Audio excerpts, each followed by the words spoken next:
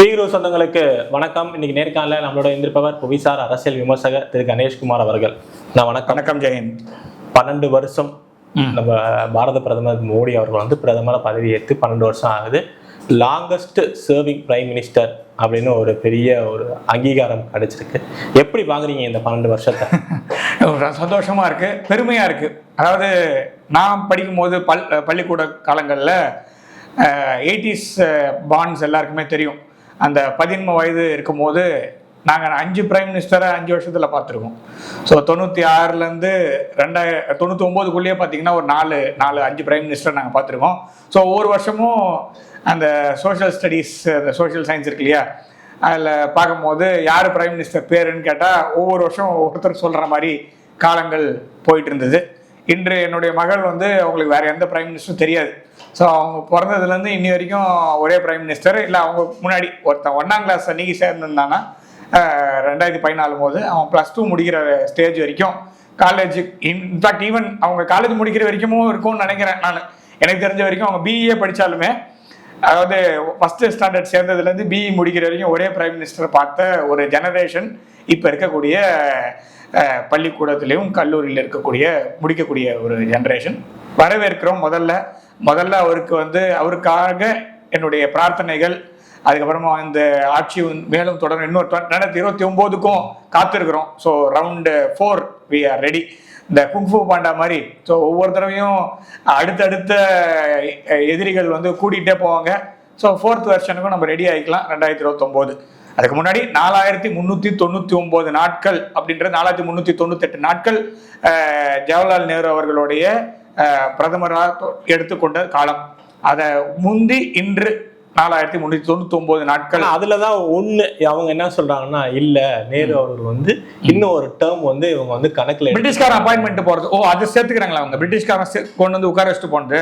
அப்படி பார்த்தா சர்தார் பட்டேல் தானே பிரைம் மினிஸ்டர். ஸோ நேரு வந்து எலெக்டட் பிரைம் மினிஸ்டரா? நீங்க சொல்ற பாயிண்ட் நான் வரேன். சரி, ஓகே, நேரு வந்து எலெக்டட் பிரைம் மினிஸ்டர் அப்படின்னு எடுத்தோம்னா, பிரிட்டிஷ்காரன் விட்டுட்டு போகும்போது நான் சொல்றது 15th ஆகஸ்ட் 1947 அதுல தானே சொல்றீங்க. அப்ப காங்கிரஸ் கமிட்டியோட மீட்டிங் எடுத்து பாருங்க. அதுல அத்தனை பேரும் சர்தார் வல்லபாய் பட்டேல் அவர்களை தான் பிரதமரா தேர்ந்தெடுத்தாங்க. காந்தி வந்து பாத்ரூம் போயிட்டு வந்தாரு. உடனே பாத்தீங்கன்னா நேரு வந்து நான் தான் பிரைம் மினிஸ்டர்னு சொல்றாரு. அதுக்கப்புறமா ஓகே, அவரே கண்டினியூ பண்ணிக்கிட்டோம். எல்லாரும் பாபுஜி அப்படின்னா பாபுஜி எப்படியே வேடிக்கை பார்க்குறாரு, எதுவும் தெரியாத மாதிரி. அப்படி இருக்கும்போது பிரதமர் வந்து நேரு வந்துடுறாரு. ஸோ அப்போ ஃபார் அகெயின்ஸ்ட்னு எடுத்து பார்த்தீங்கன்னா நிறைய பேர் காங்கிரஸ் கட்சியில் இருந்து நிறைய பேர் ஓட்டு போட்டது யாருக்குன்னா சர்தார் வல்லபாய் பட்டேலுக்கு தான். ஜவஹர்லால் நேருக்கு யாரும் ஓட்டு போடலை. அதுக்கப்புறம் சர்தார் வல்லபாய் பட்டேல் வந்து வயது மூப்பு காரணமாக அவர் நடுவில் வந்து அவருடைய மரணம் எழுதுகிறது. அதுக்கப்புறமா அதனால தான் வந்து உங்களுக்கு அந்த டைம் மிஸ் ஆகுது. தவிர மற்றபடி எனக்கு தெரிஞ்ச வரைக்கும் ஜவஹர்லால் நேருவோடைய டென்யூர் அப்படிங்கிறது நீங்கள் வந்து ஃபர்ஸ்ட் எலெக்ஷன் போஸ்ட் இண்டிபெண்டன்ஸ்க்கு அப்புறமா நடந்ததுலாம் தான் எடுக்க முடியுமே தவிர, நீங்கள் வந்து மவுண்ட் பேட்டனோட டீலு, அப்புறமா காந்தியோட டீலு, அப்புறமா வெள்ளக்காரன் குயினோட டீல்லாம் நம்ம எடுத்துக்க முடியாது. அதெல்லாம் வந்து நம்ம எடுத்தோம்னா பழைய கதைகள். அதை எடுத்துக்க முடியாது. ஒப்பீடு எது மோடி அவர்களோட ஆட்சி ஒப்பீடா? ஏன்னா எல்லாத்துக்கும் பிஜேபி ஒண்ணு சொல்லிடுவாங்க. சரி, ஏதாவது ஒரு கெட்டது நடந்தா இங்க வந்து இது சரி பண்ண முடியல, ஏன் இது இன்னும் இப்படி இந்தியாவே இருக்குன்னா அதுக்கு காரணம் நேரு தாங்க. சரி, நல்லது நடந்தா மோடி ஆட்சி அப்படின்னு சொல்றாங்க. இந்த ஒப்பீடு எப்படி பாக்குறீங்க? பண்ண தப்பு தானே சொல்றோம். இப்ப நானே நிறைய நம்ம 2 பேருமே நிறைய நேர்காணல்ல நிறைய ஊடகங்கள் நம்ம பேசும்போது நேரு அவர்களே நெருவியன் பிளண்டர் அப்படின்ற வார்த்தையை தான் நம்ம பேசுறோம். பிளண்டர்ஸ் ஆஃப் நேரு அப்படின்னு தான் பேசுறோம். ஸோ பிளண்டர்ஸ் ஆஃப் நேருன்னு நம்ம பேசுறோம். ஏன் பேசுறோம்? அவர் அந்த காரருக்கு தப்புன்னு சொல்றோம். இப்ப நீங்க மோடி அவர்கள் செய்த தப்பு அப்படின்னா இப்பதான் நீங்க எதுக்கு இருந்தாலும் கோர்ட்டுக்கு போறீங்கல்ல. ஸோ எதுக்கு இருந்தாலும் கோர்ட்டுக்கு போக முடியுது. ஸோ இன்னும் வந்து ஊடகங்கள் வந்து மோடி அவர்களுக்கு சப்போர்ட் பண்ற மாதிரி எனக்கு தெரியல. எனக்கு தெரிஞ்ச வரைக்கும் 2001 மோடி அவர்களை பிரஸ் எப்படி ஹேண்டில் பண்ணிச்சோ அதே மாதிரி பார்க்க மாட்டேங்கிறாரு ஒரு குற்றச்சாட்டு. ஏங்க எதுக்கு? அதுக்கும் பதில் சொல்றோம். என்னன்னா, அவர் எங்க போறாரு, எங்க வர்றாரு, யாரை சந்திக்கிறாருன்னு எல்லா லிஸ்ட்டும் அப்படியே சோசியல் மீடியால டிரான்ஸ்பரண்டா இருக்காரு. ஸோ உண்மையிலேயே சொல்ல போனா அது வந்து நாம பண்ணுவோமான்னு எனக்கு தெரியல. நீங்க டெய்லி அலுவலகத்துக்கு வரீங்க, யாரை பாக்குறீங்கன்னு ஏதாவது சொல்றீங்களா? எதுவும் கிடையாது. நீங்க உங்க வீட்டுல உங்க அம்மா அப்பா, ஸோ உங்களுடைய வீட்டுல யாராவது கேட்கணும், அதெல்லாம் தேவை. நான் எங்க போறேன், யாரை பாக்குறேன், எல்லாத்தையுமே என்னால சொல்ல முடியுது. ஸோ அமெரிக்காவே பயப்படுது. So there is one uncorrupt person இந்தியாவில் வேர்ல்டு லெவலில் இருக்கிறாரு, வேர்ல்டு லீடர்ஸ்லேயே சில பேர் தான் அன்கரப்டாக இருக்காங்க, எங்களால் அவங்கள கரப்ட் பண்ண முடியல அப்படின்னு சொல்றதுல வந்து அமெரிக்கா வந்து வெக்கப்படாம உண்மையை சொல்ற போது, ஸோ ட்ரம்ப் அவர்கள் வந்து இந்தியாவை பற்றி தப்பா பேசுவார், மோடியை பற்றி தப்பா பேசுவார், இருந்தாலும் நேர்மையை கேள்வி கேட்க முடியவில்லை அப்படின்ற மாதிரி இருக்கு. ஸோ அப்படிப்பட்ட ஒரு பர்சன் அடிக்கடி ப்ரெஸ்ஸை பார்க்கணும்னா நீங்க ப்ரெஸ் ஒழுங்கான கேள்வி என்னைக்குமே அவர்களை மோடி அவர்களை பார்த்து கேட்டதே இல்லை. ஸோ கேட்கறதெல்லாம் வந்து ஏடாகூடமான கேள்வி, நாட்டுக்கு நல்லது தரக்கூடிய செய்திகள் அதுக்கு ரிலேட்டடான கேள்வி கேட்டால் பரவாயில்ல. சம்மந்தம் இல்லாமல் கேள்வி கேட்டால் ரஜினிகாந்த் அவர்களை பார்த்து என்ன கேள்வியோ, இளையராஜா அவர்களை பார்த்து கேட்கற கேள்வியை ஸோ கேட்காம மற்ற கேள்வி கேட்கும் போது, ஸோ நீங்கள் ப்ரெஸ் வந்து கொஞ்சம் ஒழுங்கான ப்ரெஸ்ஸாக மாறும் போது அவர் கண்டிப்பாக ப்ரெஸ்ஸை சந்திப்பார். அவர் நான் ஒரு கேள்வி கேட்குறேன், இந்த 12 வருஷத்துல மோடி அவர்கள் என்ன இந்தியாவை மாத்திட்டாரு? நம்பர் ஆஃப் ஏர்போர்ட்ஸ் டபுள் ஆயிருக்கு. அதாவது 70 வருடங்களாக செய்ய முடியாது, 60 வருடங்கள் வச்சுக்கோங்களேன். ஸோ 1950 வச்சுப்போம், 2014 74 வருடங்கள் இல்லாத ஒரு வளர்ச்சி அப்படின்றது நம்பர் ஆஃப் என்ன சொல்றது airports. So air connectivity increase ஆயிடுச்சு. அதே மாதிரி number of AIIMS, number of IIMs. So ஒன்றும் இல்லை, வெளிநாட்டில் இருக்கக்கூடிய இந்தியர்களுடைய மதிப்பீடு எப்படி இருக்கு. ஸோ முன்னாடி அமெரிக்கான்னு எடுக்காதீங்க, அமெரிக்கா எல்லாரையுமே அப்படிதான் டீல் பண்றான். அமெரிக்கா வந்து ஆங்கிலோ சாக்சன், நான் இந்த இன்டர்வியூலுமே ஒயிட் ஆங்கிலோ சாக்சன் சொல்றேன்னு சொல்லாதீங்க, அவன் அப்படிதான் இருப்பான். அதனால அமெரிக்காவை முன்னெடுக்காதீங்க. வளர்ச்சி இந்த இந்த பகுதியிலேருந்து அமெரிக்காவுக்கு சைனாவும் சரி, இந்தியாவும் சரி, மற்ற நாடுகளும் சரி வளர்ச்சி வந்தால் பிடிக்காது, அதனால அப்படிதான் பண்ணுவோம். மற்றபடி இந்தியர்களோட வளர்ச்சி எப்படி இருக்குன்னு பாருங்க. அதுக்கு மேல ரோடு எப்படி 90,000 கிலோமீட்டர்லேருந்து இப்போ 1,45,000 50,000 கிலோமீட்டர் அளவுக்கு நம்மளால ஹைவேஸை வந்து மாடர்னைஸ் பண்ணியிருக்கோம், இன்க்ரீஸ் பண்ணியிருக்கோம். ரயில்வேஸ் நான் சொல்லணும்னு அவசியம் இல்லை. ஸ்வச் பாரத் மிஷன் முன்னாடி ரயில்வே ஸ்டேஷன் குப்பை மாதிரி இருந்தது. மனசாட்சி தொட்டு சொல்லுங்க, மோடி அவர்கள் எதுவுமே செய்யல அப்படின்ட்டு. ஸோ நான் ஒத்துக்கிறேன், ரயில்வே ஸ்டேஷனோடைய கிளென்லினஸும் ரோடோட கிளென்லினஸும் இன்க்ரீஸ் ஆயிருக்கு கண்டிப்பா. இன்னும் நம்மளுடைய அது சிவிக் சென்ஸ், அது 148 கோடி பேர் இருக்கும். இது பெரிய மிகப்பெரிய கூட்டு குடும்பம், ஒவ்வொருத்தரும் ஒரு மாதிரி நான் யார் தெரியுமா காலர் விட்டு தூக்கிட்டு போட்டு சுத்துற கூட்டம் நம்ம ஊர்ல ஜாஸ்தி. அதுல ஒரு ப்ரௌடான ஒரு பர்சன்ஸை வந்து நீங்க வந்து இன்ஸ்பயர் பண்ணவே முடியாது. நான் யார் தெரியுமா, என்னோட பூர்வீகம் என்ன தெரியுமான்னு ஆரம்பிக்கிறவங்க கிட்ட நீங்க பேசவே முடியாது. ஸோ அப்படிப்பட்ட கூட்டத்தையும் நீங்க வந்து மாற்றி அவர் வந்து இன்னைக்கு ரயில்வே ஸ்டேஷன்ஸ் எல்லாம் கிளீன் பண்ணியிருக்காரு. நெக்ஸ்ட் முன்னாடி இருந்த ட்ரெயின்ஸ் எப்படி இருந்தது, இப்ப இருக்க ட்ரெயின்ஸ் எப்படி இருக்கு, வந்தே பாரத் எப்படி போயிட்டு இருக்கு. நம்ம வந்தே பாரத் ட்ரெயின்ஸை வந்து ஏற்றுமதி பண்ற அளவுக்கு இருக்கும். டிஃபென்ஸ், ஸோ ஒவ்வொரு செக்டரா பாருங்க, நம்ம எல்லாத்தையுமே இம்போர்ட் பண்ணது போக நாம இன்னைக்கு டிஃபென்ஸ்ல எக்ஸ்போர்ட் பண்ற லெவல்ல வந்து உட்காந்துருக்கோம். நெக்ஸ்ட் எக்ஸ்டர்னல் அஃபேர்ஸ் மினிஸ்ட்ரி எடுத்தோம்னா ஜெய்சங்கர் சார் பின்னி பெடல் எடுக்கிறாரு. அது நம்மளுடைய இது, நம்ம அடிக்கடி அதை பத்தி தான் பேசிட்டு இருக்கோம். எந்த அளவுக்கு நம்ம வந்து உலகத்தை டாமினேட் பண்றோம், உண்மையில சொல்ல போனா ரெகுலேட் பண்ணி டாமினேட் பண்றதுல நம்ம இப்ப கில்லாடியா இருக்கோம். G20 ஒரு மாநாடு எப்பவுமே மேற்கத்திய நாடுகள் மட்டுமே சிறப்பாக நடத்த முடியும் அப்படின்னு நம்பிட்டு இருந்த உலகத்தை G20 உச்சி மாநாடு இந்தியாவில் எப்படி பாரத் மண்டபம் அப்படின்னு கட்டி அது எந்த அளவுக்கு கொண்டு வந்திருக்காங்க பாருங்க. இன்னைக்கு பிரிக்ஸோட தலைமை இந்தியாவில் இருக்கு. புட்டின் அவர்கள் சொல்றாரு, சரி நான் வந்து மோடி ஃபேன், சங்கி, வேற என்னென்ன சொல்ல முடியுமோ, சொம்பு பிஜேபி சொம்பு என்ன வேணா சொல்லிட்டு போங்க. புட்டினுக்கு அதெல்லாம் கிடையாது இல்லையா. பிரசிடென்ட் புட்டின் அவர்கள் அவர் சொல்றாரு, கரெக்டான சமயத்துல கரெக்டான பர்சனுக்கு பிரிக்ஸோடைய தலைமை வந்திருக்குது, அவர் பார்த்து பாருன்னு. அப்ப அவருக்கு என்ன, அவர் ஊர்ல எலெக்ஷன் நடக்குதா, இல்ல அவர் வந்து பை எலெக்ஷன்ல ஜெயிக்க போறாரா இங்க, இல்லைன்னா அவர் மோடி அவர்களுடைய பேர் சொன்னா ஏதாவது கவுன்சிலர் எலெக்ஷன்ல தான் வரப்போதா, அதுவும் கிடையாது. உண்மையை சொல்றாரு. அதே மாதிரி கண்டபடி பிரஸ் ரஷ்யால ஒரு கேள்வி கேட்கறாங்க, நீங்க சொன்ன அந்த கண்டினியூஷன் நான் சொல்றேன். நீங்க வந்து ட்ரம்ப் எப்படி பாக்குறீங்க, புட்டின் எப்படி பாக்குறீங்க அப்படின்னா, நீங்க பெரிய பெரிய ஆள்லாம் பத்தி பேசுறீங்க, நாங்கெல்லாம் சின்ன சின்ன வேலையெல்லாம் செய்யக்கூடிய ஆட்கள். மோடி அவர்கள் சொல்லும் போது புட்டின் அவர்கள் வந்து மைக்கை எடுத்து இன்டர்வியூன் பண்ணி அவர் சொல்வாரு, இதுக்குதான் இந்தியா மாதிரி ஒரு நாடு, பழம்பெரும் நாகரிகம் கலாச்சாரம் கொண்ட நாட்டோடைய தலைவன் கிட்ட அப்படி வச்சுக்கூடாது, அவர் இப்படி பதில் சொன்னார் பாருன்னு இருக்கும். அதோடைய வீடியோ வந்து யூடியூப்ல இன்னைக்குமே ரொம்ப பாப்புலரான வீடியோ.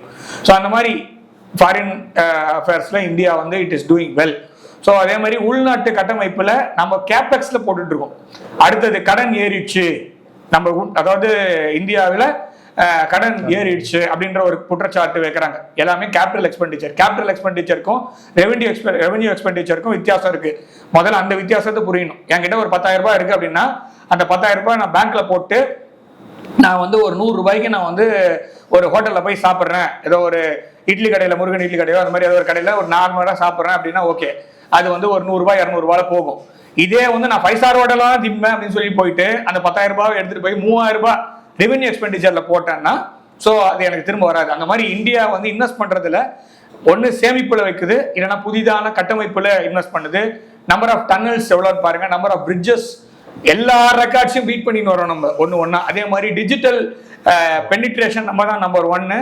டிஜிட்டல் கரன்சியை கொண்டு வந்திருக்கோம் இந்த 12 வருஷத்துல. நீங்க கேட்ட டிஜிட்டல் கரன்சியை கொண்டு வந்த முதல் நாடு இந்தியா. யூபிஐ டிரான்சாக்ஷன் சொல்லல, யூபிஐ டிரான்சாக்ஷன் டிஜிட்டல் டிரான்சாக்ஷன். நான் சொல்றேன் டிஜிட்டல் கரன்சியை இந்தியா வைத்திருக்கிறது. இந்த 148 கோடிக்கும் நம்மளால கொடுக்க முடியும் அப்படின்ற அளவுக்கு நம்ம எடுத்துட்டு வந்திருக்கோம். அதே மாதிரி நம்ம டிமானிட்டைஸ் பண்ணி சக்சஸ் பண்ணியிருக்கோம். எத்தனை கண்ட்ரி டிமானிட்டைஸ் பண்ணி சக்சஸ் பண்ணாங்க, ஜிஎஸ்டி இம்ப்ளிமெண்டேஷன் பண்ணிருக்கு. இது எதையுமே காங்கிரஸ் வந்து சம்மந்தம் இல்லைன்னு நான் சொல்ல மாட்டேன். இது எல்லாமே காங்கிரஸோட திட்டம், அவங்க சொல்றதை நான் ஒத்துக்கிறேன். ஆனா போக்குல போறவர்கள் அப்படி சொல்லிட்டு போறதெல்லாம் ஈஸி. சொல்வது யாருக்கும் எளிய அரியணவம் சொல்லிய வண்ணம் செயல். நீ சொல்லிட்டு போயிட்ட, உன்னால பண்ண முடியல, அதுக்கான பௌஷம் உங்ககிட்ட இல்ல, அதுக்கான திராணியும் திறமையும் இந்த அரசாங்கத்திடம் இருந்தது. நரேந்திர மோடி அவர்களின் தலைமை மீது மக்களுக்கு நம்பிக்கை இன்னும் இருக்கிறது. அதனாலதான் நீங்க பண்ணலான்னு எழுதுனது, நீங்க பண்ண முடியுமான்னு யோசிச்சதை மோடி அவர்கள் செஞ்சு முடிச்சிட்டாரு. நீங்க சொன்ன எல்லாத்தையுமே அடுத்தது போயிட்டு இருக்காரு. அடுத்து தொகுதி சீரமைப்பு அப்படின்ற திட்டத்தை எடுக்கிறாரு. சிஏஏ எவ்வளவு போய் சொன்னாலும் இப்ப பாகிஸ்தான்ல பத்தி எரியுது. என்ன சொல்றது, அதை பத்தி பேசுறதுக்கு முன்னாடி மோடி அவர்களோட ஆட்சி, அவர் வந்து சீஃப் மினிஸ்டர் ஆனதே வந்து ஒரு குழப்பமான நிலையில. கரெக்ட். குஜராத்ல ஒரு அவரை தூக்கி வந்து போட்டாங்க. அப்புறமா தான் பூகம்பம் புரட்டி போட்டுருச்சு. அதே மாதிரி இங்க வராரு. வந்த உடனே பயங்கரமான சூழ்நிலை சரியில்லை. கொரோனா வந்துருச்சு, உலக போர் இப்ப நடந்துகிட்டே இருக்கு, போரே வேணாம்னு சொல்றாரு. ரஷ்யா உக்ரைனா இருக்கட்டும், இப்ப நடந்துகிட்டு இருக்க இஸ்ரேலு, ஈரான், யுஎஸ் அதெல்லாம் இருக்கட்டும். இந்த மாதிரி ஒரு அசாதாரண சூழ்நிலையில மோடி அவர்களோட ஆட்சி எப்படி இருக்கு? Everything was plant ahead. ஆக்சுவலா இந்த மாதிரி அதாவது பூகம்ப நாயகன்னே ஒரு பேர். குஜராத் பூகம்பம் வரும்போது அவர் நல்லா செயல்பட்டதுனால ஒரு முதல்வர் ஆனார். அதே மாதிரி அவர் மாதிரி வந்து பத்திரிகையாளர்களுக்கு வந்து அவர் நீங்க ஜென்ரலா கேட்டீங்கன்னா பத்திரிகையாளர்கள் யார் யாரெல்லாம் மோடியை பத்தி தப்பா எழுதுறாங்களோ அவங்களே தனிப்பட்ட முறையில் போய் கேட்டீங்கன்னா அவர் எங்களுக்கு நிறைய செஞ்சாருன்னு தான் இருக்கும். ரீசெண்டா ஒரு பெரிய பத்திரிகையாளர் அவருக்கு உடம்பு சரியில்லாம போச்சு, மோடி அவர்கள் ஃபோன் பண்ணி எப்படி இருக்குன்னு இருக்காரு. அவர் வந்து இவரை பத்தி ரொம்ப மோசமா எழுதி பர்சனலா டார்கெட் பண்ணி எழுதுற அளவுக்கான ஒரு பத்திரிகையாளர். அப்படி இருந்தும் மோடி அவர்கள் அவர் மீதும் பகைவர்க்கும் அருள்வாய் நன்னெஞ்சே அப்படின்ற மாதிரி அவர் செஞ்சிருக்கிறாரு. ஸோ அந்த மாதிரி தான் பத்திரிகையாளர். சரி, நீங்க கேட்ட அந்த குஜராத் முதல்வர், அதாவது வைப்ரண்ட் குஜராத்ல இருந்து விக்சித் பாரத் வரை, அப்படிதான் நான் ஒரு ஆர்டிகல் எழுதுனது. ஸோ அதுதான் நான் எழுத அந்த ஆர்டிகல் சொல்லும் போது இப்படிதான் இருக்கணும். ஏன்னா வைப்ரண்ட் குஜராத் அப்படிங்கிறது அந்த சமயத்துல குஜராத் வந்து ரொம்ப நல்ல பெர்ஃபார்ம் பண்ற மாநிலம் கிடையாது. இவர் வரும்போது பூகம்பம், அப்புறமா உள்ள கட்சிக்குள்ள குழப்பம், உள் கட்சியில மோதல், சேர் என்னைக்கு வேணா இழுத்துடலாம், அது எல்லாத்தையும் தாண்டி அவர் வந்து குஜராத்ல 13 வருஷம் அவர் வந்து அவர் முதல்வராக கண்டினியூ பண்ணியிருக்காரு. குஜராத்துக்கு, அதாவது குஜராத்தோடைய வரலாற்றை எப்படி எழுதலாம்னா மோடி அவர்களுக்கு முன், மோடி அவர்களுக்கு பின் அப்படின்ற மாதிரி தான்.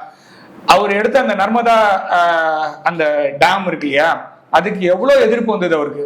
ஸோ அவருக்கு உள்கட்சியிலையும் ப்ராப்ளம் வந்தது, வெளியில இருந்து காங்கிரஸ்ல இருந்தும் பிரச்சனை வந்தது. அதை தாண்டி அவர் சாதிச்சு காமிச்சார்.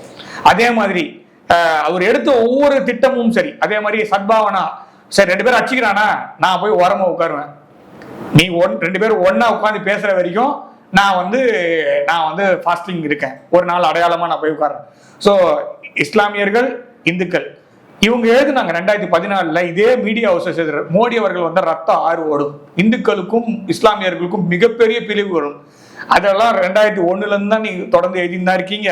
ஒன்று மண்ணாங்கட்டியும் நடக்கல. இன்ஃபேக்ட் வந்து நான் குஜராத் போயிருக்கேன், குஜராத்ல எப்படி எல்லாம் இருக்குன்றத நாங்களும் பார்த்துட்டு தான் இருக்கோம். முன்னாடி அதாவது நான் தொடர்ந்து பார்க்கக்கூடிய நிலைமையில தான் இருக்கும். அதனால நீங்க இங்க வந்து பொய்யா 1000 ஆர்டிகள் எழுதினாலும் அங்க இருக்கக்கூடிய மக்கள் திரும்ப திரும்ப இன்று வரை குஜராத்தில் மோடி வந்து டெல்லி போயிட்டாரு, மோடிஜி வந்து டெல்லியில தான் இருக்காரு, இருந்தாலும் சும்மா அவர் போய் நின்னாலே போதும். அங்க ஆனந்திபென் பட்டேல் அவர்கள் இருக்காங்க இல்லையா, அவங்க தான் வந்து இவர் மோடி அவர்கள் வந்து பிரதமர் ஆன உடனே முதல்வர் நாற்காலியிலிருந்து நகர்கிறார். அப்ப அவங்க கேட்டது உங்க பேனாவை மாத்திரம் கொடுங்க போதும் அப்படின்னு சொல்லி அவங்க கேட்டாங்க. அவங்க பேனாவை தான் கேட்டாங்க. ஏன்னா நீங்க கொடுக்கக்கூடிய பொறுப்பு வந்து ரொம்ப பெருசா, அவங்க கூட ஒர்க் பண்ணியிருக்கோம், ரொம்ப நாள் ஒர்க் பண்ணியிருக்கோம். ஸோ அதனால அவங்க வந்து டீமா தான் அவர் வந்து ஒர்க் பண்ணியிருக்காரு, தவிர இண்டிவிஜுவல் கிடையாது. மோடி அவர்களுடைய நான் சொல்றது 2014 தேர்தலின் போது தொண்டை கிழிஞ்சு போயிருக்கும். ஏன்னா அவர் 200 ரேலி போனார் அந்த 2014 எலெக்ஷன். அந்த அது மோடி மேரத்தான்னு ஆர்டிகல் எழுதினாங்க அந்த சமயத்துல. ஸோ மோடி ஃபேன்ஸ்க்கெல்லாம் எல்லாருக்கும் தெரியும், நாம் ஒன்று புதுசாக ஒன்று சொல்லணும் அவசியம் இல்லை. இந்த மோடி மேரத்தான் அப்படின்னே பேர். அவ்வளோ இடத்துல பேசினார். சும்மா பேசுறதுலாம் பேசலாம், 200 இடத்துல போய் பேசிட்டு வாங்க தொடர்ந்து, உங்களுக்கு தெரியும். செப்டம்பர் மாதத்துலேருந்து ஆரம்பிச்சு மார்ச் மாதம் இல்லை ஏப்ரல் மாதம் எண்டு வரைக்கும் பேச சொல்லுங்க. அதுக்கப்புறமா உழைப்புனா அதுதான் உழைப்பு. அந்த எடுத்த முயற்சியில நடுவில் எந்த இடத்துலையும் பின்வாங்கவே இல்லை. he meant business, he did it and then he won. So அந்த மாதிரி இருக்கும்போது அவர் வந்து இவர் இருக்கார் அர்ணாப் கோஸ்வாமி அவர்களோட, அவர் வந்து அப்ப வேற சேனல்ல ஒர்க் பண்ணிருந்தார், ரிபப்ளிக் கிடையாது.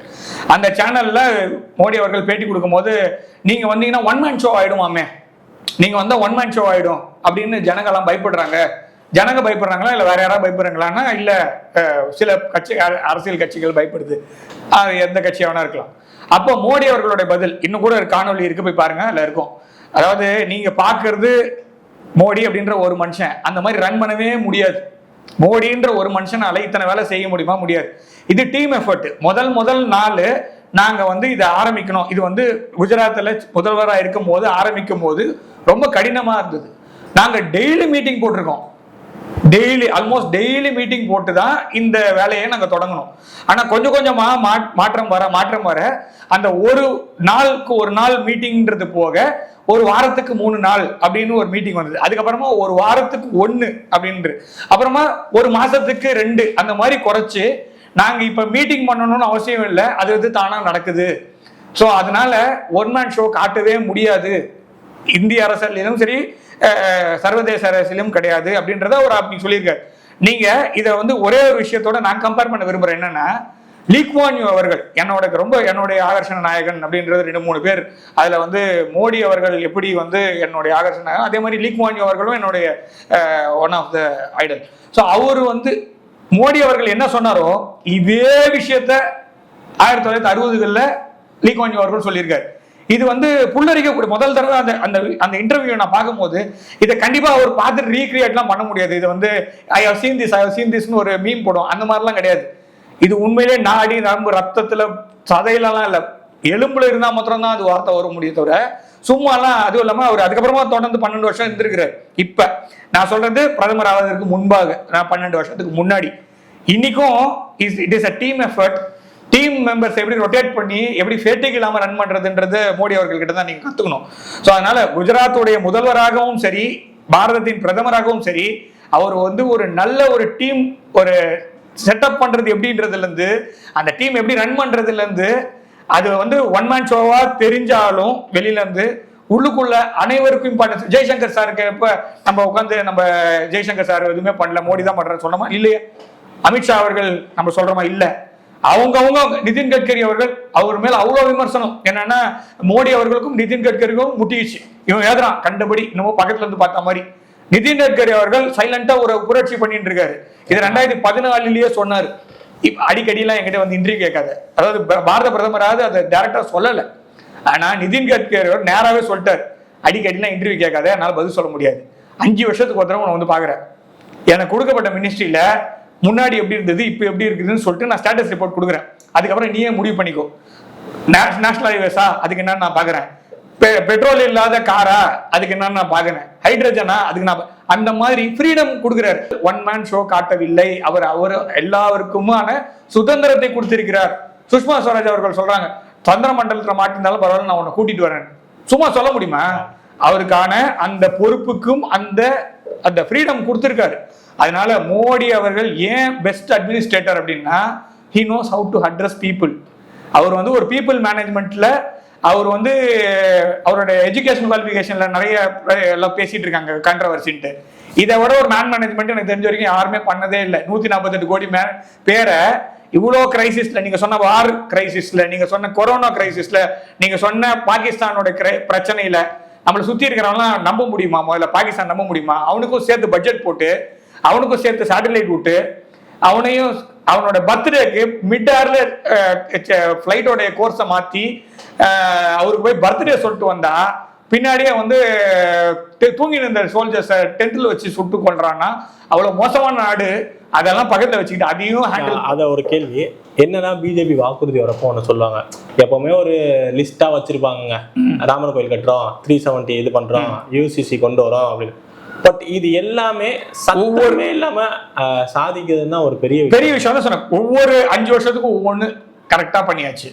கோயில் அதாவது ஃபர்ஸ்ட் டேர்ம்ல கோயிலுக்கான அடித்தளம் போட்டாச்சு, அடுத்தது கோவில் கட்டியாச்சு, அடுத்தது கும்பாபிஷேகம் பண்ணியாச்சு. அதே மாதிரி யூசிசி கொண்டு வருவானா, அதுக்கு முன்னாடி 370 எடுக்கிறதெல்லாம் நீங்க நினைச்சு கூட பார்க்க முடியாதுங்க. நீங்க ஆர்டிகல் 370 படமே இருக்கு, நீங்க வந்து இந்த Z5 நினைக்கிறேன், அதை தயவுசெய்து அந்த படத்தை போய் பாருங்க. அது எல்லாருமே பார்க்க, தமிழ்லயும் இருக்கு. அதுல அந்த கேரக்டருடைய அந்த போர்ட்ரே பண்றதெல்லாம் கூட ரொம்ப நல்லா இருக்கு. டு பி ஃப்ராங்க், எவ்வளோ கண்ட கருமாந்திர படத்தெல்லாம் பார்த்துட்டு இருக்கோம்.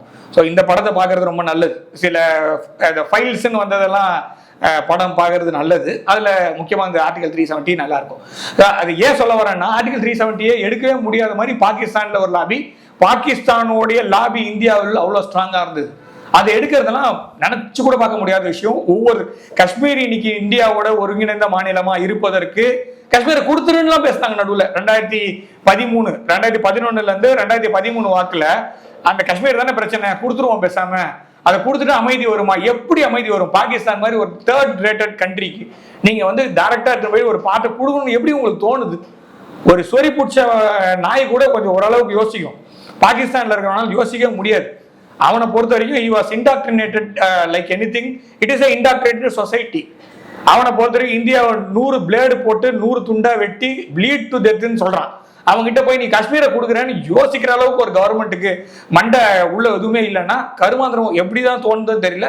அப்படிதான் நம்ம பார்க்கணும். ஆனா மோடி கவர்மெண்ட் வந்த பிறகு இன்னைக்கு காஷ்மீர் எப்படி இருக்கு? நீங்க ஒரு பகல்காம் சொல்லாதீங்க, அதுக்கப்புறமா பதில் அடி கொடுத்துட்டோம்.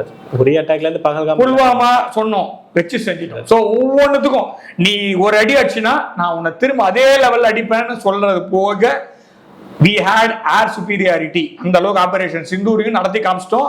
அமெரிக்காவை நீ கம்முன்னு உட்காரு, ட்ரம்ப் அவர்களை இதை விட அசிங்கமா சொல்லவே முடியாது. ஏன்னா அவரு அந்த புலாசுலாக்கின்னு ஒரு காமெடி வரும், பார்த்திபன் படத்துல ஒன்று வரும். உண்மையிலே ட்ரம்ப்பை வந்து பார்க்கும் போதெல்லாம் எனக்கு வந்து அந்த புலாசுலாக்கி தான் ஞாபகம். எனக்கு இன்னொரு இது, நேரு அவர்களை சொல்றப்ப அவங்கள மாதிரி விமர்சிக்கவங்க என்ன சொல்றீங்கன்னா, சைனாவை நம்பி ஏமாந்துட்டாரு இது சொல்லி. இவரும் சைனாவை நம்பி இங்க தமிழ்நாட்டுக்கெல்லாம் கூட்டு வந்தார். நம்பி இல்ல சரி ஓகே ஒரு அக்செப்ட் பண்ணி ஃப்ரெண்ட்ஷிப்பா ஆகி ஏதாவது பண்ணலாம். ட்ரம்ப் அவர்களும் ஃப்ரெண்ட் ஆகி அவருக்காக கேம்பெயின் அகமதாபாத்தா இருக்கட்டும் யூஎஸ்லாம் போய் பண்ணார். இந்த விஷயத்த மோடி அவர்கள் சிறந்த நேரு மாதிரி ஏமாறாம தான் இருக்காரா? ஏன்னா நம்ம இப்ப பார்ப்போம், யூஎஸ் வந்து நம்ம மேல இந்த வரி விதிக்கிறதா இருக்கட்டும் எவ்வளோ பிரச்சனை பண்ணிக்கிட்டே இருக்காங்க. சைனா நம்ம எல்லா சுத்தி இன்னும் பிரச்சனை நடந்துகிட்டே இருக்கு. ஸோ இந்த விஷயத்துல மோடி அவர்களோட செயல்பாடு எப்படி இருக்கு? அதாவது நான் நேருவையும் மோடிஜியும் கம்பேர் பண்றதா இல்லை. சரி, நீங்க கேட்டதுனால 1-on-1 கம்பேரிசன் நான் வைக்கிறேன். ஒன்று வைக்கிறேன். மோடிஜி சைனாவோட போய் பஞ்சசீல் கையெழுத்து போடல. மோடிஜி சைனா ஃபர்ஸ்ட்னு சொல்லல. ஐநா பாதுகாப்பு கவுன்சில்ல சீட்டு வேணும்னு இன்னைக்கும் கேட்டுன்னு இருக்காரு. கதவு தட்டி ரஷ்யா சொல்றான், பாதுகாப்பு கவுன்சில் வச்சுக்கோ, நீ வந்தீங்கன்னா கரெக்டா இருக்கும், நீ தான் கரெக்டான ஆளுன்னு சோவியத் ரஷ்யா சொல்றான். வேணாம், சைனா ஃபர்ஸ்ட். இப்படி மோடி சொல்லல. அதே மாதிரி அமெரிக்கா வேண்டப்பட்ட விரோதி. அமெரிக்காவை கரெக்டா மோடியை விட யாரும் டீல் பண்ணதே கிடையாது, கரெக்டா ரீட் பண்ணதும் கிடையாது. நான் சொல்றேன், அதுக்கு அமெரிக்காக்காரனே இறங்கி வந்து சரி நீ வந்து முதல்ல உள்ள வந்துரு ஐநா பாதுகாப்பு கவுன்சில்ல. இல்ல சைனா ஃபர்ஸ்ட். 2 டிஃபரெண்ட் இன்சிடென்ட்ல 2 துருவங்களா, நான் சொல்றது வந்து அப்ப பைபோலார் வேர்ல்டு, ஒன்னு யுஎஸ்ஏ இன்னொன்னு யுஎஸ்எஸ்ஆர். இந்த மாதிரி இருக்கக்கூடிய நிலைமையில இவனும் சொல்றான் ஒரு கண்டிஷன்ல, இவனும் சொல்றான் 2 பேருமே ஓகே தான் இந்தியா பாதுகாப்பு கவுன்சில்ல வர்றதுக்கு. எந்த மண்ணாங்கட்டிக்கு பிரதமர் நேரு அவர்கள் வந்து வேணான்னு சொன்னாருன்னு அவரை தான் கேட்கணும், இல்ல அவர் கட்சிக்காரங்களை கேளுங்க பதில் சொல்லட்டும். அந்த மாதிரி கேவலமான ஒரு ரீட் பண்ணாம விட்டுட்டு போல. இந்த வாட்டி நின்று சரி அதாவது சண்டை போட்டுனே இருக்க முடியாது, ஒரு பாயிண்ட் ஆஃப் டைம்ல சண்டை நிக்கணும். அந்த சண்டையை நிப்பாட்டுறதுக்கு பேசாம முடியாது. 19 முறை ஜி ஜின்பிங் அவர்கள் மோடி அவர்களும் 2 பேரும் ஒன்னா உட்காந்து பேசினாங்க. அதுக்கப்புறமா நம்மளுக்கு வந்து டோக்லாம்ல ப்ராப்ளம் வந்தது. இது மோடி ப்ராப்ளமா இல்ல சைனாவோட ப்ராப்ளமா? பேச்சுவார்த்தை நடத்துவதற்கு முயற்சி தான் நம்மளால செய்ய முடியும். அதுக்கு மேல நம்பிக்கை ஏற்படுத்த அவன் தான் ஏற்படுத்தணும், நம்ம ஏற்படுத்த முடியாது. அதே மாதிரி சென்னைக்கு வரணும்னா அவங்க கூட்டிட்டு வர வேண்டியது அந்த நம்பிக்கையை ஏற்படுத்துவதற்காக என்ன செய்யணுமோ அதை நம்ம செஞ்சோம். அதுக்கப்புறம் அவங்க என்ன பண்ணாங்க அப்படின்றத நம்ம பார்க்கணும். ரெண்டாவது, அவன் அடிச்சு பிடிக்கும் போது நான் இடத்த விட்டு கொடுத்துட்டேன்னு சொன்னீங்கன்னா நீங்க மோடி மேல ஓகே மோடி வந்து விட்டு கொடுத்துட்டார் அப்படின்ற பேசலாம். இன்னைக்கு சைனாவுடைய வசம் இருக்கக்கூடிய அந்த அக்சாய் சின் அந்த பகுதி வந்து இந்தியாவுடைய லடாக்கோடைய பகுதி, லே லடாக்கோடைய பகுதி தான். அதுல கொஞ்சம் ஆக்கிரமிப்புல சைனாவுடைய ஆக்கிரமிப்புல இருக்கு. இது எப்ப ஆக்கிரமிச்சதுன்னு இதுக்கு மேல சொல்லவே முடியாது. பாரதத்துடைய வெளியுறவுத்துறை அமைச்சர் மாண்புமிகு ஜெய்சங்கர் அவர்கள் இது 1960களில் ஆக்கிரமிச்சது, இப்ப ஆக்கிரமிச்ச மாதிரி நீங்க காமிச்சுன்னு இருக்க, இது வடிகட்டின்னு போய் அயோக்கியத்தனம்னு சொல்றாரு. சோ இதை விட ஒரு அயோக்கியத்தனமா நான் பார்க்க முடியல. இது வந்து பச்சையான ஒரு அரசியல்ல இது கேடுகட்ட அரசியல். அதனால கொடுத்த இடம் நேரு அவர்களுடைய பாலிசினால அவரு தப்பா கால்குலேட் பண்ணதுனால சைனா பஞ்சசீலம் கையெழுத்து போட்டதுனால திபேத் என்ன சொல்லுவீங்க? திபேத் வந்து மோடி கொடுத்தாருன்னு சொல்லுவீங்களா? 1950 லெட்டர்லாம் எடுத்து படிச்சு பாருங்க. 51 இருக்க லெட்டர்லாம் இங்க வந்து ஏர்ஃபோர்ஸ் கட்டு அப்படின்னு எழுதுறாங்க. திபேத்ல வந்து it's a theocracy. It is என்ன சொல்றதுன்னா அது வந்து மக்களாட்சி தத்துவமும் ஒரு மன்னராட்சி தத்துவமும் கலந்த மாதிரி. அது வந்து ஒரு மதத்தை சார்ந்த மதகுருவை சார்ந்த ஒரு இதுவா நாடாக இருந்தது. போப் எப்படியோ அந்த மாதிரி. சோ தலாலாமான்றது போஸ்ட், அவரோட பேர் கிடையாது. போப் அப்படிங்கிறவருக்கு பின்னாடி பேர் இருக்கு இல்லையா? ஆனா போப்புன்றது ஒரு பொறுப்பு இல்லையா? அதே மாதிரிதான் இதுவும் பொறுப்பு. அவரு வந்து அவர் எழுதுறாரு இந்த மாதிரி ஏர்பேஸ் கட்டிக்கொண்டு அப்பதான் என்ன காப்பாற்ற முடியும், காப்பாற்றும் போது உன்னையே வச்சுக்கலாம். ஆனா சைனா கோச்சிக்கும். மோடி அவர்கள் அதெல்லாம் சொல்ல. இன்னைக்கு அருணாச்சல் பிரதேசத்துல நான் பேஸ் கட்டுவேன், லடாக்ல நான் பேஸ் கட்டுவேன், ஹையஸ்ட் இடத்துல பிரிட்ஜுக்கு போடுவேன், நான் நேபாளோட டீட்டெயில் போடுவேன், பூட்டானோட டீட்டெயில் போடுவேன். நான் எந்த ஒரு விஷயத்துலயும் இறங்கி போகவே இல்லை. பாகிஸ்தான்ல நான் ஏதாவது விட்டு கொடுக்கறதுக்கு ரெடியா இருந்தேன்னா, நேரு அவர்கள் பாதி இடம் வரைக்கும் பிடிக்கும் போது அப்ப இதுவா இருந்தார். அதாவது என்ன சொல்றது, நேரு அவர்கள் மீட்டிங் போடுறாங்க, காஷ்மீர் பாதி வந்து பிடிக்க வந்துட்டாங்க. அவங்க பாதி பிடிச்சிட்டு வரும்போது சாம் மானெக்ஷா அப்போ பிரிகேடியரா இருக்கிறாரு. சாம் மானெக்ஷா வந்து பிரிகேடியரா இருக்காரு. அப்புறமா later on he became field marshal. அவர் லாங்கஸ்ட் சர்விங் ஃபீல்ட் மார்ஷலா இருந்தாரு. 1971 வார் வின் பண்ணி கொடுத்தாரு. நான் சொல்ல 1947-48 ஒரு பிரிகேடியரா இருக்கிறாரு. இந்தியாவை எல்லாமே கம்பைன்ட் ஆர்மியில இந்தியா சைடு அவர் வர்றார். அப்ப நேரு அவர்கள், சர்தார் பட்டேல் அவர்கள், கரியப்பா அவர்கள், அப்புறமா சாம் மானெக்ஷா அவர்கள் எல்லாம் மீட்டிங்ல போடும் போது இப்ப நீ விட்டு கொடுத்துருன்னு சொல்றியான்னு சர்தார் பட்டேல் கேட்கிறாரு. இல்ல இல்ல எனக்கு காஷ்மீர் வேணும்னா அப்ப என்ன பண்ண முடியும் அப்படின்னும் போது போய் பிடிப்பா அப்படின்னு போய் பிடிக்க சொல்லட்டுமா அப்படின்னு கேட்கிறாரு சர்தார் பட்டேல். கேட்டுட்டு அவர் வெயிட் பண்றாரு நேரு. அப்பவும் சொல்றேன், நேரு அவர்கள் வாயை திறந்து சொல்லல. அந்த மினிட்ஸ் இன்னும் கூட இன்னைக்கும் கூட பாத்தீங்கன்னா சாம் மானெக்ஷா அவரோட வார்த்தையில இருக்கு. சர்தார் பட்டேல் அவர்கள் மானெக்ஷா அவர்களை பார்த்து உன்னுடைய கமாண்டர் இன் சீஃப் ஆர்டர் கொடுத்துறாரு போய் புஷ்ணு வாடான்னு சொன்னதுனால தான் பாதி காஷ்மீர் இன்னைக்கு இருக்குது. சிந்தூர் போது என்ன பண்ணோம், 26 பேரை நம்ம ஆளுங்களை கொண்டாங்க. அதுக்கு பதில் நம்ம எப்படி பண்ணோம்? இதுதான் சிறப்பான சம்பவம், இதுதான் வித்தியாசம். நேரு அவர்களுடைய இன்டெசிசிவ்னஸ். அவர் என்னுடைய முதல் பிரதமர், நான் விட்டு கொடுக்க முடியாது, என்னதான் என்னோட பிரதமர், அது இருந்துட்டு போட்டோம். இருந்தாலும் இப்ப இருக்கக்கூடிய பிரதமர் அவரை விட ஒரு ப்ரோஆக்டிவான ஒரு பிரைம் மினிஸ்டரா இருக்கும்போது நான் கண்டிப்பா கம்பேரிட்டிவ் ஸ்டேட்மெண்ட் போட்டேன்னா இப்படிதான் போட முடியும். நீ 20 பேரை கொண்டினா நான் உன்னை 400 பேர் கொள்ளுவேன். நீ எதை அடிச்சாலும் நான் திரும்ப அதே இடத்துல அடிப்பேன், அது மேலே அடிப்பேன். கிரணா ஹில்ஸ்ல உள்ளுக்குள்ள இருந்த அந்த யுரானியம் எல்லாத்தையும் வறுத்துட்டாங்க, அதை எடுக்கவே முடியாதுன்ற அளவுக்கு ஆயிடுச்சு. எடுத்துன்னு போய் ஈஜிப்ட்ல இருந்து எண்ணத்தை கொண்டா பித்தம் தெரியும்னு கொண்டு வந்து கொட்டினாங்க ஃபிளைட்ல. ஸோ இது ரெண்டுத்துக்கு வித்தியாசம். இது போதும் நான் நினைக்கிறேன். ஏன்னா இது ரெண்டு வித்தியாசமுமே நாட்டோட இறையாண்மை சம்பந்தப்பட்டது. அது தவிர நேரு அவர்கள் இந்தியாவிற்கு விட்டு கொடுத்து, இந்தியாவிடமிருந்து நம்மளுடைய சுத்தி இருக்கிற எல்லாருக்கும் விட்டு கொடுத்த இடம்லாம் ஜாஸ்தி. கோகா ஐலாண்டு, கச்சத்தீவு வந்து அந்த கட்சி சார்ந்தவங்க தான். ஸோ இன்னைக்கு தமிழ்நாட்டில் இன்னைக்கும் எலெக்ஷன்ல ஒன் ஆஃப் த அவங்க கொடுத்துட்டு நம்ம கேட்கறது மேனிஃபெஸ்டோல இருக்கக்கூடிய ஒரு விஷயம். அதனால நிறைய விஷயங்கள் அவருடைய தவறுகள் இருந்தது. அதனால நேரு அவர்கள் அந்த டைம்ல அவர் வந்து தப்பான கால்குலேஷன் போட்டார் சைனா மீது, தப்பான கால்குலேஷன் போட்டார் யூஎஸ் மேல. ஒரே ஒரு விஷயத்துல நேரு அவர்களுக்கு நான் வந்து ஒத்து போவேன். அதேதான் பாரத பிரதமர் இப்ப இருக்கக்கூடிய நரேந்திர மோடியும் ஒத்து போவார். அப்படின்றது என்னன்னா நான் அலைன்மெண்ட். அவரும் சொன்னாரு, இவரும் சொல்றாரு. இதுதான் பர்ஃபெக்ட் நான் அலைன்மெண்ட் அப்படின்றது வந்து நம்மளுக்கு பண்ணி காமிச்சிட்டோம். ரஷ்யாவும் நம்ம கூட இருக்கு, அமெரிக்காவும் நம்ம கூட இருக்கு. சீனா 19 முறை பேசி போர் வந்து ஒரு புல்லட் கூட ஃபயர் பண்ணாம கம்பும் கட்டையும் வச்சு கல்லெடுத்து அடிச்சு தருத்தணும். உண்மையிலேயே இந்த முறத்தை அடிச்சு தருத்தது புறநாட்டு பாட்டுலாம் வருது இல்லையா, அந்த மாதிரி உண்மையில சொல்ல போனா கல் எடுத்து அடிச்சு தெரித்தி விட்டுருக்கோம் எல்லாரையும். ஒரு புல்லட் ஃபயர் ஆயிருந்ததுன்னா அங்க பாரே வேற மாதிரி இருந்திருக்கும். அதை தாண்டி நம்ம வந்து அந்த இடத்துல நம்ம வின் பண்ணியிருக்கோம். இன்னைக்கு சைனா வந்து நேத்தி என்ன பேசுனீங்களா, நேத்தி இவ்வளவு பேசுறோம்ல நம்ம, நேத்தி சைனா என்ன சொல்லியிருக்கான், RIC தான் உலகத்தின் இப்போது அச்சு, RIC வேணும். யார் சொன்னா? சைனா சொன்னா, பாரத பிரதமர் சொல்லல. எந்த போர் நடக்கும் போது அமெரிக்கா கிட்ட ஒரே ஒரு ஸ்குவாட்ரன் வேணும். யாரு? நேரு அவர்கள் கேட்கிறாரு. கென்னடி பிரசிடென்ட் அங்க சைனாக்காரன் வந்து சண்டை போட்டுன்னு இருக்கான். ஒரு ஸ்குவாட்ரன் விமானம் இருந்ததுன்னா இந்த போருடைய திசை மாறும். எனக்கு ஒரே ஒரு ஸ்குவாட்ரன் விமானத்தை அனுப்புங்கள் அப்படின்னு ஒரு லெட்டர் எழுதுறாரு. லெட்டர் தூக்கி வர வச்சுட்டு விட்டாங்க, போவே இல்லை. அதுக்கான பல காரணங்கள் இருக்கு, அதுக்குள்ளெல்லாம் போல. நேர ஒரு பர்சனலாக நான் எதுவும் அது ஜியோ பொலிட்டிக்கலி பார்க்கும்போது பர்சனலாக நிறைய பேசுறதுக்கான சான்சஸ் இருந்தாலும் அந்த கண்ணியத்தை நான் விட விரும்பவில்லை. அதனால நான் பர்சனலாக பேச போறதில்லை. 2 பேருடைய பர்சனல் லைஃப்பும் நான் பேசல. ஆனால் achievements of both the prime ministers அப்படின்னு பார்க்கும்போது I will definitely give upper edge to prime minister Modi. ஏன்னா you are the first prime minister. நீ முன்னேறு ஒழுங்கா போனாதான் பின்னேறு ஒழுங்கா வரும்னு சொல்லுவாங்க. முன்னேறு சரியா போல, 1008 குழப்பமான ஒரு குழப்பத்திலையும் குழப்பம், அப்படி ஒரு இடியாப்ப சிக்கல்ல விட்டுட்டு போன இந்தியாவை 2014 இருந்து இது வரைக்கும் நடத்தியிருக்காரு. ஒரு சரியான இப்ப எல்லா கோட்டையும் அழிச்சிட்டு முதல்ல இருந்து கோடு ஏறு ஒழுங்காக போயிருக்குது. அந்த கோட்டை அழிக்கிறதுக்கு மோடி அவர்கள் பத்தி 2 கேள்விகள். ஒன்று வந்து சுத்தி ஆட்சி மாற்றம் நடந்துகிட்டே இருக்கு. பங்களாதேஷ், ஸ்ரீலங்கா அப்படின்னு சொல்லிட்டு நேபாள். இந்த ஓப்பானா வெளிநாட்டு பத்திரிகை வந்து சென்சி போராட்டம் இந்தியாவில் நடக்கலையா, தமிழ்நாட்டில் அப்படின்னு சொல்லிட்டு தமிழ்நாடு இந்த மாதிரி சுத்தி ஒரு ஆட்சி மாற்றம் நடக்குது. அதுக்கு நம்ம பார்த்துருப்போம், வெளிநாட்டு சக்திகள் ரொம்ப இருக்கவே இருக்கு. இதெல்லாம் எப்படி மோடி அவர்கள் வந்து ஹேண்டில் பண்றார்?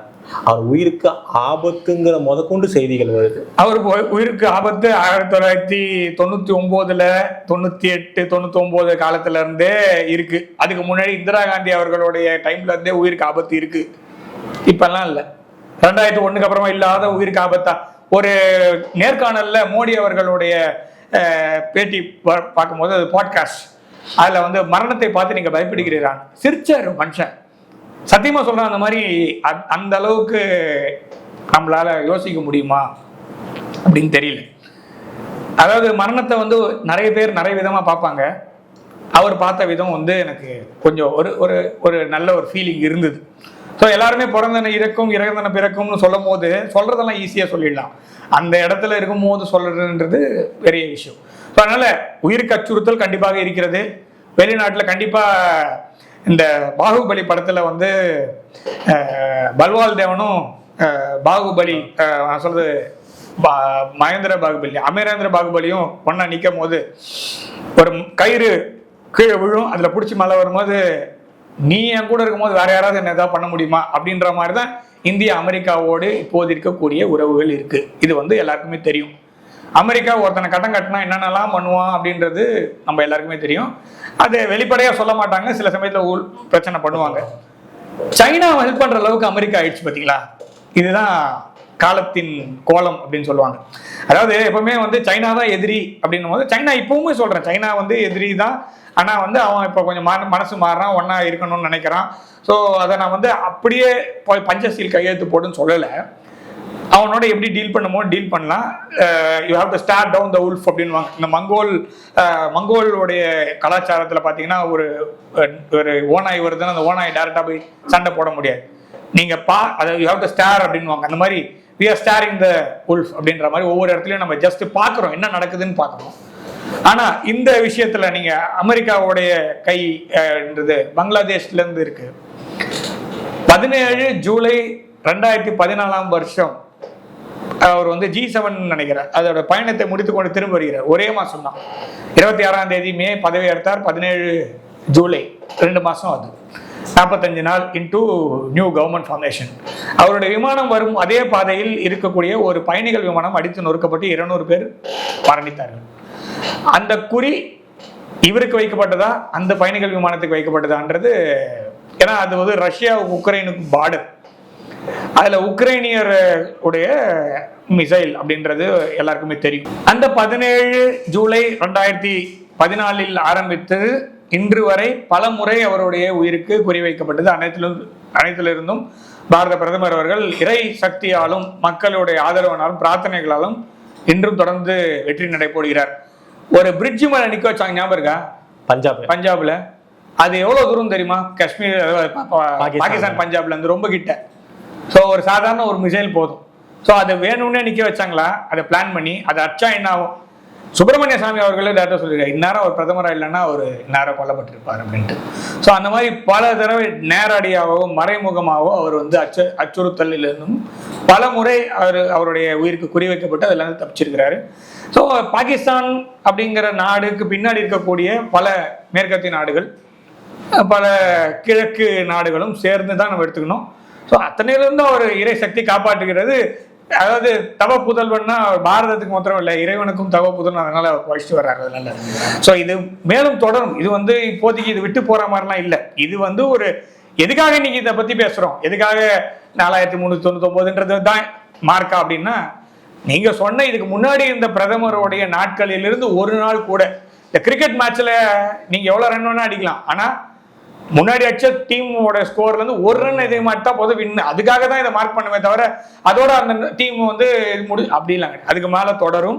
இதற்கப்புறமாக இவருடைய ஆட்சி காலத்துல இன்னும் டைம் நிறைய இருக்கு. ஆக்சுவலா இதுக்கப்புறமா 2029 இருக்கு.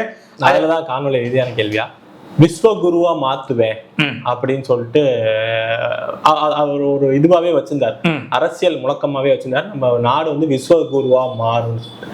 அதுக்கான முன்னெடுப்பு ஏதாவது எடுக்கப்பட்டிருக்கா? உண்மையாமே விஸ்வகுருவா பாரதம் மாறி இருக்கா? அமெரிக்கா வந்து எப்பவுமே வந்து போட்டு கையை முடுக்கிற மாதிரி தானே சொல்லும். இந்த வரைக்கும் இந்தியா ஏதாவது சொல்லுச்சா?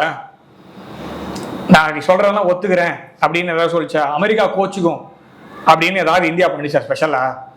ரஷ்யாவுடைய அதிபர் புட்டின் அவர்கள் நேற்று ஒரு விஷயம் சொல்லியிருக்காரு.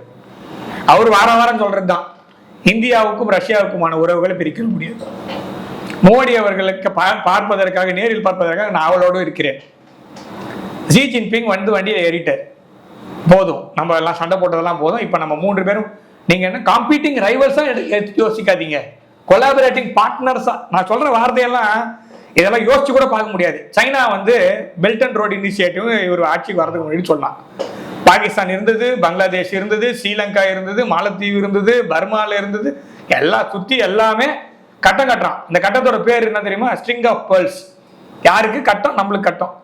நாம என்ன பண்ணாரு, இவர் வந்த உடனே தலைவர் கோல்டன் இது நம்ம வாஜ்பாய் அவர்கள் கோல்டன் குவாலிட்டி போடுறாருல்ல, நம்ம அதே மாதிரி டைமண்ட் நெக்லஸ் அப்படின்ற ஒரு திட்டத்தை, நீ போட்ட கட்டம் சின்னது, அதை சுத்தி நான் போடுறேன், மங்கோலியாவை கூப்பிடு, ஒமானை கூப்பிடு, நாம சுத்தி கட்டம் போட்ட உடனே அவன் வாங்கி மூடிட்டான். ஸோ பவர் ரெஸ்பெக்ட்ஸ் பவர் அப்படின்ற பாலிசி தான் நீங்க சொன்ன விஸ்வகுரு. நான் போய் அப்படியே சொல்லுங்க சார்னா நடக்க போறதில்லை. நானும் சொல்றேன், நீயும் சொல்ற, 2 பேரும் சேர்ந்து உட்காந்து பண்ணலாம் அப்படின்றது வந்து அதுதான் சொல்றேன், பவர் ரெஸ்பெக்ட்ஸ் பவர். ஸோ நான் சொல்றதெல்லாம் கேட்டுன்னே இருப்பேன்னா ஒரு பாயிண்ட் ஆஃப் அவங்க கிட்ட என்ன கேட்கறதுக்கு இருக்கு? அவன் நம்ம சொன்னா கேட்பான்ப்பா. நீங்க நம்ம எல்லாம் போய் டீ குடிக்க போறோம். ஸோ 4 தடவை டீ குடி சரி அவங்க சொல்லி குடிச்சிடறேன். 5ஆவது தடவை நான் உங்களை கேட்கவே மாட்டேன். நான் என்ன சொல்லுவேன், நேரம் அவர் டீ குடிப்பாரு, உங்களுக்கு மேபி டீ குடிக்காம கூட இருக்கலாம். ஸோ ஆனா நீங்க என்ன இல்லை, எனக்கு ஒரு தடவை அந்த மாதிரி சொன்னா மாத்திரம்தான் உங்களுடைய ரெஸ்பெக்டான பவர். ஸோ அந்த மாதிரி இந்தியா இன்று எல்லா நாடுகளிடமும் தன்னுடைய, அதாவது அரகன்ஸ்க்கும் ரெஸ்பெக்டுக்கும் டிஃபரன்ஸ் கம்மியாக தான் இருக்கு. ரெஸ்பெக்ட்ஃபுல்லாக நடந்துக்கிறதுக்கும் அமெரிக்கா நடக்கிறது வந்து அரகண்டாக நடக்குது. ரெஸ்பெக்ட்ஃபுல்லாக நடக்குதுன்னா இந்தியா தான் நடக்குது. நம்மளோட கீழே இருக்கிற நாடுகளுக்கு உதவி செய்யறோம். பப்புவா நியூகினியாவோட அதிபர் வந்து மோடி அவர்கள் காலில் ஓடணும்னு தலையெழுத்து கிடையாது. சைப்ரஸ் நாட்டுக்கு போகும்போது அந்த நாட்டுடைய அரசியல்வாதி வந்து காலில் ஓடணும், அவங்க கலாச்சாரத்துலேயே அது கிடையாது. பப்புவா நியூகினியால இருக்குதுன்னு சொல்லுவோம், சைப்ரஸ்லாம் கலாச்சாரத்துல கிடையாது. அவன் இதை படிச்சு விழறான். மெலனி மேடம் கைட்டு நமஸ்தேன்றாங்க. ஸோ எல்லாருமே ஸோ எப்படி வருது? அப்ப எல்லாருமே யோகா தினத்தை கொண்டு வந்தார். இவருக்கு ஒரு சான்ஸ் கிடைக்குதுன்னா அதை எப்படி யூஸ் பண்றாரு பாருங்க. எவ்வளோ விஷயம் இருக்குது. யோகா தினத்தை கொண்டு வா, கோவிட் போது நமஸ்தே நார்மலைஸ் பண்ணுன்னு இப்ப எல்லாருமே யூஸ் பண்ண ஆரம்பிச்சிட்டாங்க. இப்ப இந்தியாவுக்கு எல்லாருமே கேட்கறாங்கல்ல, இந்தியாவிடம் கேளுங்கள், ரஷ்யா உக்ரைன் போரா யார் நிறுத்த முடியும்? கண்டிப்பா சைனாவால முடியாது, கண்டிப்பா அமெரிக்காவால முடியாது. மோடியை போய் கூப்பிடு. யுக்ரைனுடைய தூதர் சவுத் பிளாக்ல சுத்தின்னு இருந்தார் 2022 வருஷம். நீங்க சொன்னீங்கன்னா கொஞ்சம் நிக்கும்னு. நான் சொன்னா நிக்காதுப்பா, அது உங்க ஆள், உங்க தலைவர் இருக்காருல்ல, யாரு, வொலடிமிர் ஜெலன்ஸ்கி, அவருக்கு மேல ஒருத்தருக்கிற, அவர் சொன்னாதான் நிக்கும். ஏன்னா இந்த ஆரம்பிச்சது நீங்க தான். புட்டின் வேணா நிக்கிறதுக்கு ரெடியா இருந்தாலும் உங்க ஆள் ரெடியா இல்லாத போது போர் நிக்காதுன்னு நம்ம கண்டுக்காம விட்டோம். பெஞ்சமின் நெட்டான்யாஹூவுக்கும் சரி, அதாவது இஸ்ரேல் காசா அப்படின்றத டீஎஃபனேட் பண்ணி 2 நாடுகளுக்கும் சென்ற முதல் பிரதமர் பாரத பிரதமர் நரேந்திர மோடி. 2 நாடுகளிலும் உயரிய விருது வாங்கியவர் பாரத பிரதமர் நரேந்திர மோடி. ரஷ்யாவிலும் உயர்ந்த விருது வாங்கியிருக்கிறார், அமெரிக்காவிலும் உயர்ந்த விருது வாங்கியிருக்கார், ஈரானில் வாங்கியிருக்கிறார், சவுதி அரேபியா. நான் சொல்றதெல்லாம் கான்ட்ராஸ்டிங் கண்ட்ரி. நினைச்சு கூட பார்க்க முடியாது ஒருத்தனால. 32ன்ற நம்பர் கிடையாது, வாங்கினால எங்க இருந்து வாங்கினான்னு ரெண்டுமே கான்ட்ராஸ்டிங். அடிச்ச பார்த்தா எல்லாமே பெரிய பெரிய இடம். ஸோ அந்த மாதிரி இருக்கக்கூடிய ஒரு ஆட்சியையும் அந்த மாதிரி இருக்கக்கூடிய ஒரு வாழ்க்கையும் அவர் வாழ்கிறார் அப்படின்றத நான் பார்க்குறேன். ஸோ இது மேலும் வலுப்படுத்துவதற்காக நீங்க சொன்ன மாதிரி விஸ்வகுரு அப்படிங்கிறது வந்து நாம சொல்றது மாத்திரம் இல்லை, உலக நாடுகள் அனைவரும் சொல்கிறார்கள். இந்த பிரிக்ஸ் கூட்டமைப்போடைய செப்டம்பர் மாதம் உச்சி மாநாடு நடக்குது நம்ம ஊர்ல. புட்டின் ரெடியா இருக்கார் வரத்துக்கு. செப்டம்பர் மாதம் வரப்போறாரு. அது வரட்டும். இந்த பிரிக்ஸ் கூட்டமைப்பு வெற்றி பெறும் பொழுது இந்த நம்மளுடைய கையில் இருந்து அந்த பேட்டன் அடுத்த நாட்டுக்கு போகும்போது உலகத்தின் புது அச்சு இருக்கும் அப்படின்றது என்னோட தனிப்பட்ட கருத்தை வைக்கிறேன். நடக்கும்போது நடக்கும், பார்த்துக்கோங்க. கண்டிப்பாக அரகன்ஸ் எல்லா உலகத்திலும், மேபி குரு பயிற்சி பண்ணலான்னு தெரியல, எங்கெங்கெல்லாம் அரகன்ஸ் இருந்ததோ எல்லா அரகன்ஸும் அழிஞ்சு போறதுக்கான நேரம் நெருங்குகிறது.